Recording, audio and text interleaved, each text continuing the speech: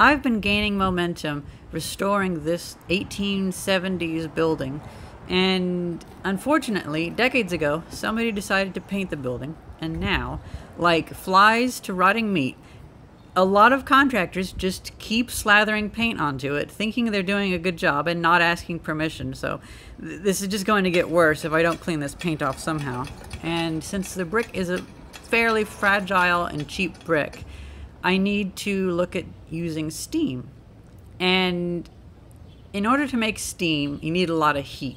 I had seen that Low Buck Garage, the guy that found the Jeep Wagoneer for $2, he had shown a diesel steam cleaner, and that was kind of interesting, although after watching his video, I kind of don't want to have a big fireball generator like that. So I thought, how about I make a small one? And I kept downsizing my idea, and I thought, well, why couldn't I just coil up some copper tubing and put it on my gasoline blow lamp?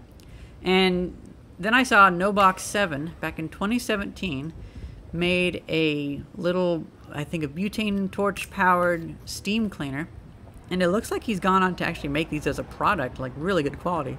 So that gave me some motivation and some faith in my design. And so I took some copper that I found in the trash and I wound it around the handle to one of my mallets, and then I used some stainless steel TIG welding rods because I figured they wouldn't lose their rigidity, similar to how my baling wire tends to get really weak at high temperatures. And I'm glad I did, because it ended up getting red hot. You know, I just never really appreciated how focused and narrow the flame of my blow lamp really is. It's like a needle, and all of the heat went right through the middle of my coil that I wound. I only wound it this size because I ran out of copper. So that's just kind of funny. Turns out I had a very poor understanding of how pinpointed the flame actually was on this thing.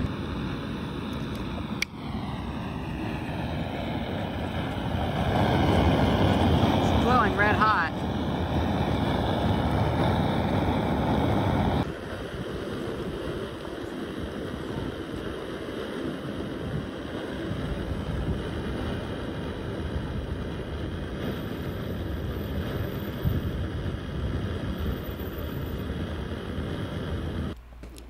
The next day, I bent a little piece of metal so that it would divert the flame into the coils, and it worked a little bit better, even though it was really only heating 2 or 3 loops of the coil.